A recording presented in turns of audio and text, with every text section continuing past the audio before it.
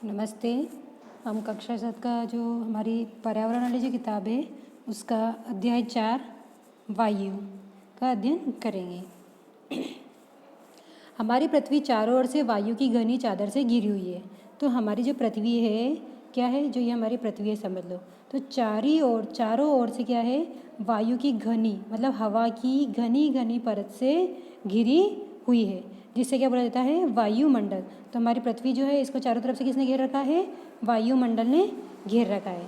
पृथ्वी पर सभी जीव जीवित रहने के लिए वायुमंडल पर ही निर्भर हैं। तो पृथ्वी पर जितने भी जीव हैं वो जीवित रहने के लिए किस पर निर्भर हैं, वायुमंडल पर निर्भर है। ये हमें सांस लेने के लिए वायु प्रदान करती है। अब वायु से सांस हम किससे लेते हैं, हवा से ही लेते हैं, तो ये हमें वायु प्रदान करती है।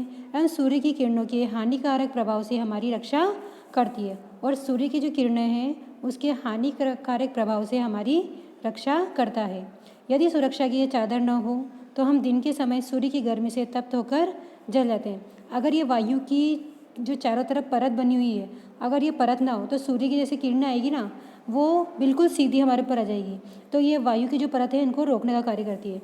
यदि सुरक्षा की ये चादर न हो तो हम दिन के समय में सूर्य की गर्मी से तप्त होकर जल सकते हैं और रात के समय ठंड से जम सकते हैं। अतः ये वायु राशि है जिसने पृथ्वी के तापमान को रहने योग्य बनाया है। तो ये जो हमारा वायुमंडल है यही हमारे पृथ्वी के तापमान को नियंत्रित रखता है, मतलब हमें रहने के लायक बनाता है। वायुमंडल का संगठन। क्या आप जानते हैं कि जिस वायु का उपयोग हम सांस लेने के लिए करते हैं वास्तव में अनेक गैसों का मिश्रण होता है। तो हम जिस वायु का उपयोग हम सांस लेने के लिए करते हैं वास्तव में वो क्या होता है, अनेक गैसों का मिश्रण होता है। तो नाइट्रोजन तथा ऑक्सीजन ऐसी दो गैसें हैं जिसमें वायुमंडल का बड़ा भाग बना हुआ है। और carbon dioxide, helium, ozone, organ और हाइड्रोजन कम मात्रा में पाई जाती है। अब जो हमारा वायुमंडल जो है, देखो ये वायुमंडल है समझ लो, ये इसमें सबसे ज़्यादा जो मात्रा में गैस पाई जाती है एक तो ऑक्सीजन और एक नाइट्रोजन। ये दो गैसें हैं जिसका ये सबसे ज़्यादा पाई जाती है, जबकि कार्बन डाइऑक्साइड, ऑर्गन, ओजोन एवं हाइड्रोजन ये कम मात्रा में पाई जाती है। ठीक है, तो देखो ऑक्सीजन कितने प्रतिशत पाई जाती है, जो नीला नीला भाग है ये ऑक्सीजन का है, ऑक्सीजन पाई जाती है 21%। और ये जो पूरा सफ़ेद वाला भाग है ये किसका है, नाइट्रोजन का। तो नाइट्रोजन पाई जाती है 78%। तो सबसे ज़्यादा तो कौन सी मिलेगी, नाइट्रोजन। कौन सी पाई जाती है, नाइट्रोजन। कितनी प्रतिशत, 78%। और उससे कम ऑक्सीजन 21% पाई जाती है। अब जो ये कार्बन डाइऑक्साइड है ये 0.03% पाई जाती है। और ये ऑर्गन जो है 0.93% पाई जाती है। और अन्य सभी गैसें 0.04% पाई जाती है। ठीक है, इन गैसों के अलावा धूल के छोटे छोटे कण भी हवा में मौजूद होते हैं ना। आप देखते हो जैसे सूर्य की किरण आती है, किरण कोई छेद में से किरण आती रहती है तो उसमें आपको मिट्टी के कण उड़ते हुए दिखाई देते रहते हैं। तो वो उसमें क्या होता है, वो धूल के कण ही होते हैं।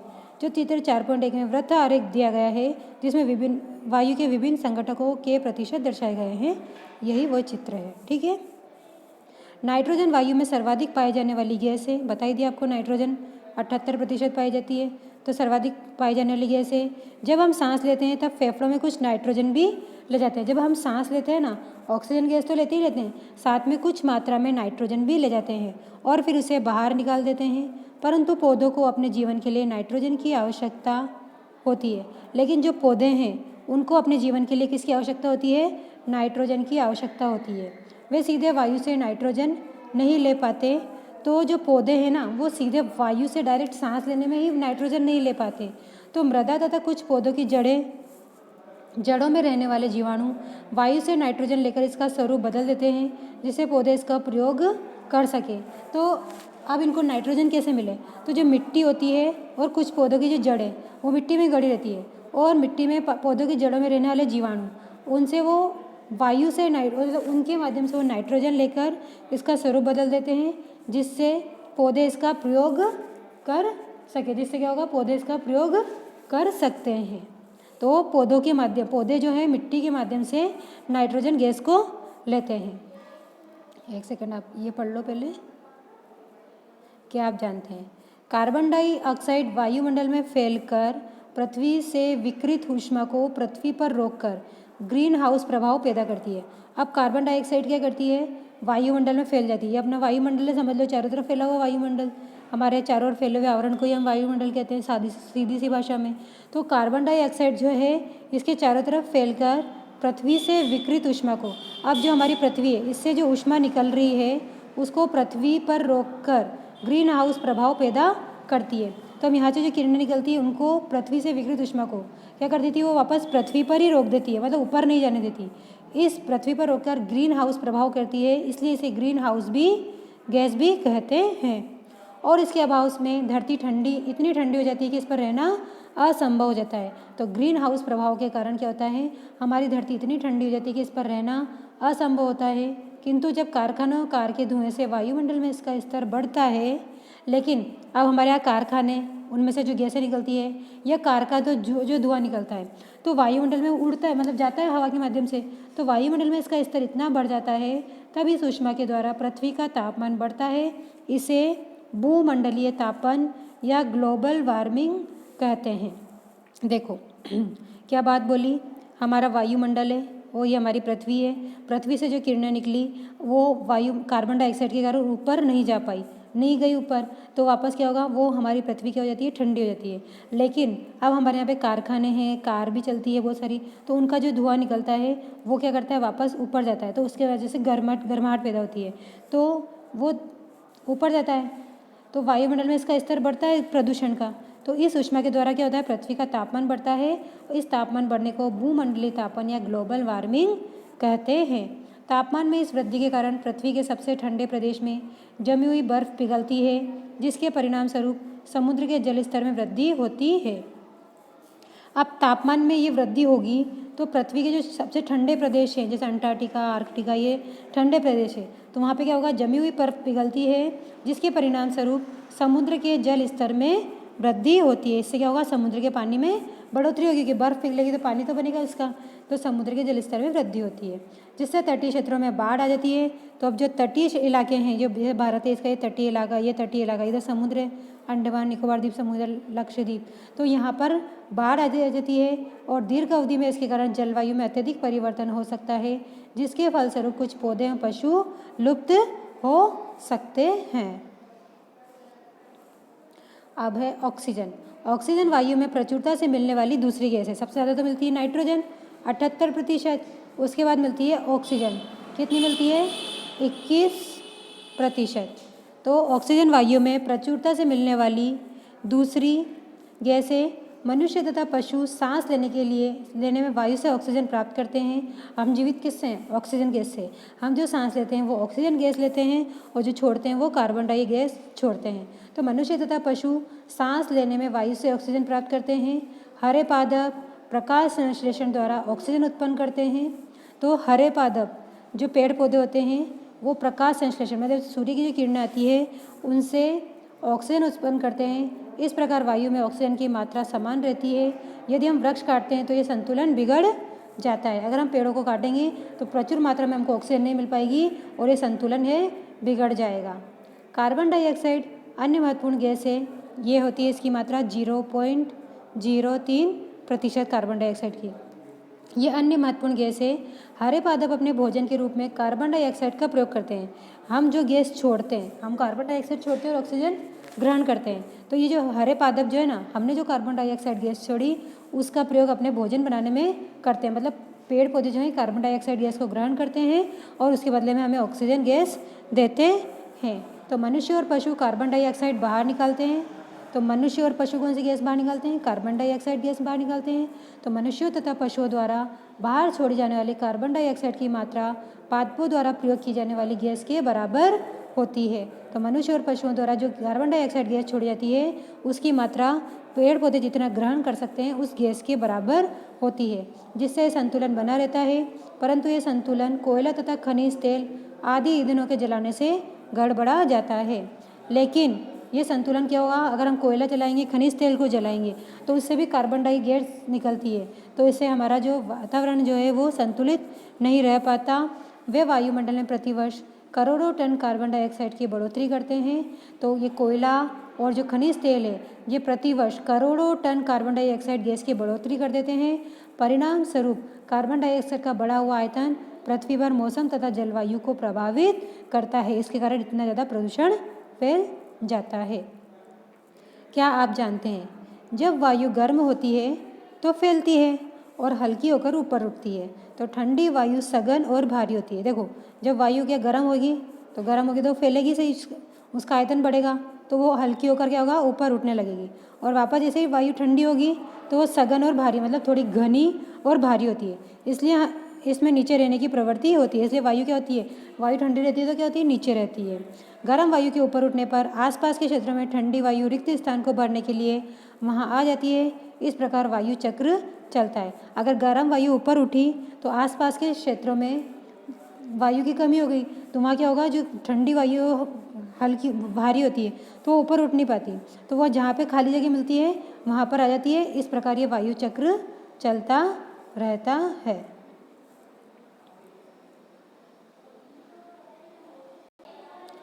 वायुमंडल की संरचना। हमारा वायुमंडल जो है 5 परतों में विभाजित है। कितनी परतों में विभाजित है, 5 परतों में, जो पृथ्वी की सतह से आरंभ होती है, मतलब ज़मीन से शुरू होता है और ऊपर तक जाता है। तो सबसे पहले सबसे नीचे शोभ मंडल, फिर उसके ऊपर समताप मंडल, फिर मध्य मंडल, फिर बाह्य वायुमंडल और सबसे ऊपर बहिर्मंडल है। तो आपको एक मिनट चित्र देख लो पहले। देखो, सबसे नीचे शोभ मंडल है। शोभ मंडल तो जो माउंट एवरेस्ट है ना नेपाल में, ये भी यहीं पर है। फिर उसके ऊपर एक परत होती है, उसको बोला जाता है शोभ सीमा। ठीक, फिर उसके ऊपर है, इसके ऊपर है समताप मंडल। सेकंड नंबर पे समताप मंडल ये। तो समताप मंडल में एक तो ओजोन गैस पाई जाती है और हवाई जहाज वगैरह जो उड़ते हैं वो समताप मंडल में उड़ते हैं। तीसरा है मध्य मंडल, ये मध्य मंडल। और हाँ, समताप मंडल और मध्य मंडल है ना, इसके बीच में एक मतलब जो पट्टी होती है उसे बोला जाता है समताप सीमा, मतलब एक तरीके से इसकी बॉर्डर होती है। ऐसे ये मध्य मंडल है, ये इसकी सीमा बनाती है, तो ये मध्य सीमा।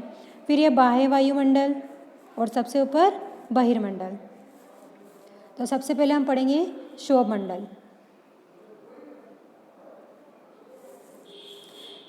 शोभ मंडल ये वायुमंडल की सबसे महत्वपूर्ण परत है, क्योंकि सबसे नीचे होती है, तो ये वायुमंडल की सबसे महत्वपूर्ण परत है। इसकी औसत ऊंचाई 13 किलोमीटर है। तो मतलब हमारी जो पृथ्वी है, ऐसे यहाँ पृथ्वी से लेके जो यहाँ तक की जो ऊंचाई है, मतलब शोभ मंडल की जो ऊंचाई है कितनी किलोमीटर है, 13 किलोमीटर है। हम इसी मंडल में मौजूद वायु में सांस लेते हैं। तो हम इसी मंडल में मौजूद वायु में, इस मंडल में जो वायु होती है उसी से हम लोग क्या करते हैं, सांस लेते हैं। और मौसम की लगभग सभी घटनाएं जैसे बरसात, कोहरा, ओला वर्षण इसी परत के अंदर होता है। तो बरसात वगैरह, कोहरा होना, ओले गिरना और भी आंधी तूफान आना, सारा कौन सी घटनाएं, जितनी भी घटनाएं होती है किसके अंदर होती है, शोभ मंडल के अंदर होती है। फिर है समताप मंडल। शोभ मंडल के ऊपर का भाग समताप मंडल कहलाता है। ये लगभग 50 किलोमीटर की ऊंचाई तक फैला हुआ है। शोभ मंडल हो गया 13 किलोमीटर तक, इसके ऊपर का जो भाग है वो 50 किलोमीटर तक का जो एरिया है क्या कहलाता है, समताप मंडल। तो शोभ मंडल के ऊपर का भाग समताप मंडल कहलाता है। ये लगभग 50 किलोमीटर की ऊंचाई तक फैला हुआ है। यह परत बादलों एवं मौसम संबंधी घटनाओं से लगभग मुक्त होती है। अब यहाँ पे जो क्या बताया आपको मैंने, शोभ मंडल में आंधी तूफान बरसात वगैरह जो भी सब घटनाएं होती है, वो समताप मंडल में कोई ऐसी घटनाएं नहीं होती। ये बिल्कुल शांत रहता है। यहाँ पे मौसम संबंधी घटनाओं से ये बिल्कुल मुक्त रहता है। तो इसके फलस्वरूप जब मौसम साफ रहता है, कोई भी घटनाएं नहीं घटती, तो यहाँ पे हवाई जहाज उड़ाने के लिए आदर्श होता है। तो हवाई जहाज जो है इस समताप मंडल में उड़ाए जाते हैं। समताप मंडल की एक महत्वपूर्ण विशेषता यह है कि इसमें ओजोन गैस की परत भी पाई होती है। ये परत सूर्य से आने वाली हानिकारक गैसों से हमारी रक्षा करती है। ये देखो, बताया था मैंने आपको ओजोन, तो ये ओजोन परत होती है। तो सूर्य से जो हानिकारक किरणें आती है वो हमारे शोभ सीमा और हमारी पृथ्वी तक ना पहुँचे, तो उनको रोकने का काम भी कौन करती है, ये ओजोन परत करती है। ठीक है, समझ आया आपको। फिर है मध्य मंडल। ये वायुमंडल की तीसरी परत है। वायुमंडल की तीसरी परत कौन सी हो गई, मध्य मंडल। ये समताप मंडल के ठीक ऊपर होती है। अब देखो, शोभ मंडल, ये शोभ मंडल हो गया, ये शोभ सीमा, समताप मंडल, जस्ट उसके ऊपर क्या है, मध्य मंडल। तो इसकी तो ऊंचाई थी 13 किलोमीटर। इसकी ऊंचाई थी 50 किलोमीटर और यह है 80 किलोमीटर। कितना है? 80 किलोमीटर है। तो यहाँ पे आंधी तूफान वगैरह सब आते हैं, जबकि यहाँ पे आंधी तूफान कुछ भी नहीं आता है, शांत रहता है। और यहाँ पे हवाई जहाज उड़ते हैं और एक ओजोन परत पाई जाती है जो सूर्य की आने वाली पराबैंगनी किरणों से हमारी रक्षा करती है। अब जो मध्यमंडल है ये वायुमंडल की तीसरी परत है। इसकी लगभग ऊंचाई कितनी है? 80 किलोमीटर तक फैला हुआ है और अंतरिक्ष में प्रवेश करने वाले उल्कापिंड इस परत में आने पर जल जाते हैं। अब क्या होता है, हमारे जो हम बोलते हैं ना एक टूटता हुआ तारा, वो टूटता हुआ तारा नहीं होता, बल्कि क्या होता है? उल्का पिंड होता है। क्या होता है? उल्का पिंड।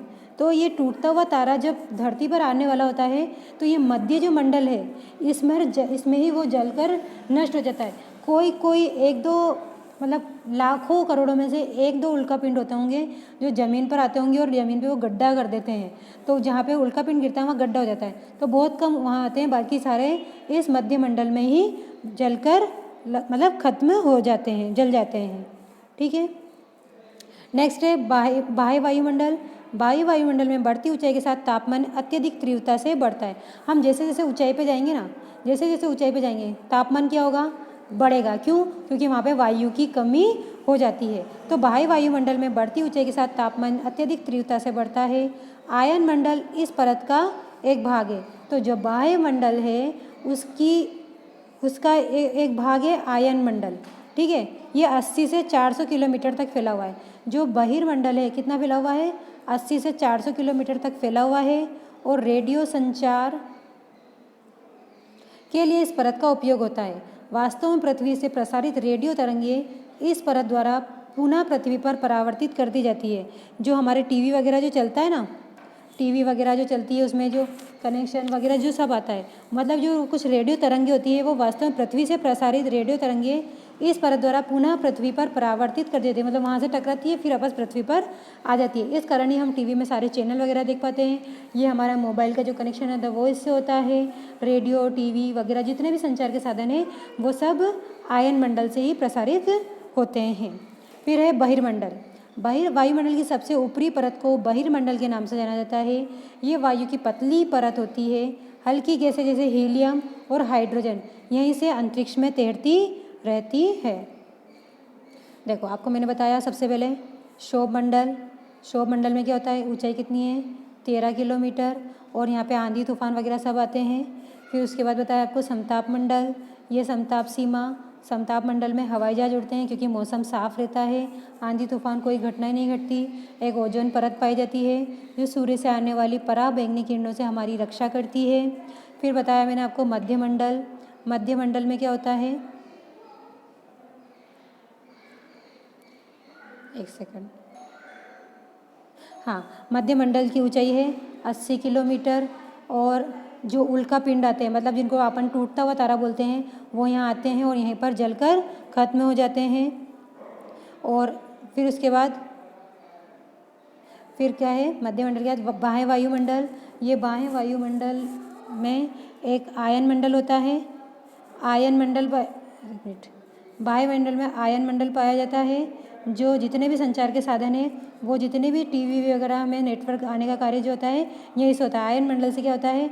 वापस पृथ्वी से जो किरणें जाती है वापस टकराकर पुनः वापस पृथ्वी पर आती है। इस कारण हमारे ये जितने भी संचार के साधन हैं वो चल पाते हैं। फिर है बहिर्मंडल। बहिर्मंडल जो है सबसे ऊपरी परत है और यहाँ पे हाँ तापमान भी बहुत उच्च पाया जाता है। और यहाँ पे सबसे हल्की गैसें पाई जाती है। 2 गैसें हैं, हाइड्रोजन और हीलियम। कौन कौन सी? हाइड्रोजन और हीलियम। ये 2 गैसें बहिर्मंडल में पाई जाती है। तो आपको गोभी में चित्र बनाना है और कुछ कुछ बातें इसके अंदर लिखनी भी है। आपको सुंदर सा चित्र बनाना है ऐसे कलर कर के। ठीक है। अब नेक्स्ट वीडियो में हम कल पढ़ेंगे मौसम और जलवायु। Thank you.